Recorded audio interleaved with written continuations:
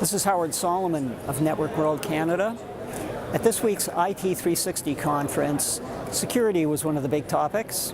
I spoke with one of the presenters, Fortinet's Manky.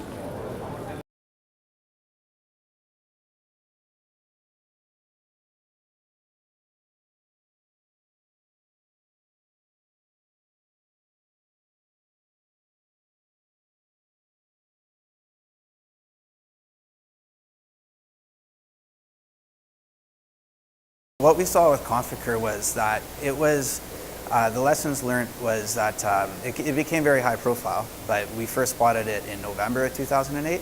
It contained much of the same routines, but the main issue is that it had been spreading and they had been building an infrastructure since November of 2008. So as a result, many millions of systems were infected worldwide, and its main attack vehicle was the MS-08067 exploit, which implied that many of these systems didn't have proper patch management. So again, a simple security measure by having patch management practices in place and closing those security holes would have prevented infection of those millions of systems. So that's one of the primary lessons to be learned. The other one is that it's a very good example of cybercrime and how they enhance their variants, how they build on their product and have a goal to obtain this worldwide infrastructure and build off of that. The one good benefit about this was that because it became higher profile, that there were some, it brought everything to the table. There's a big collaboration from the security industry on this, and TLD registrars, they've been working with ICANN to address some of the rendezvous points that I was connecting to. So there's a good beneficial side effect to it, but certainly some lessons to be learned.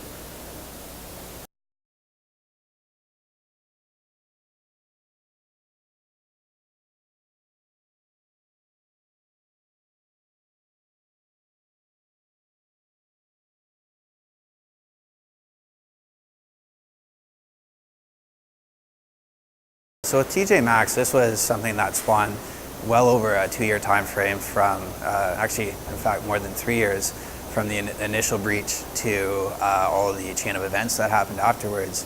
And there were significant damages that were incurred as a result of this. TJ Maxx estimated over $130 million spent on there. There's over 90 million accounts estimated to be compromised, including social security numbers, credit cards, driver's licenses. And they also estimate over $20 million to further pursue this in 2009. So as you can imagine, significant damages and the losses incurred. The initial breach happened from an inherent wireless security problem over web and wireless access point given segmentation.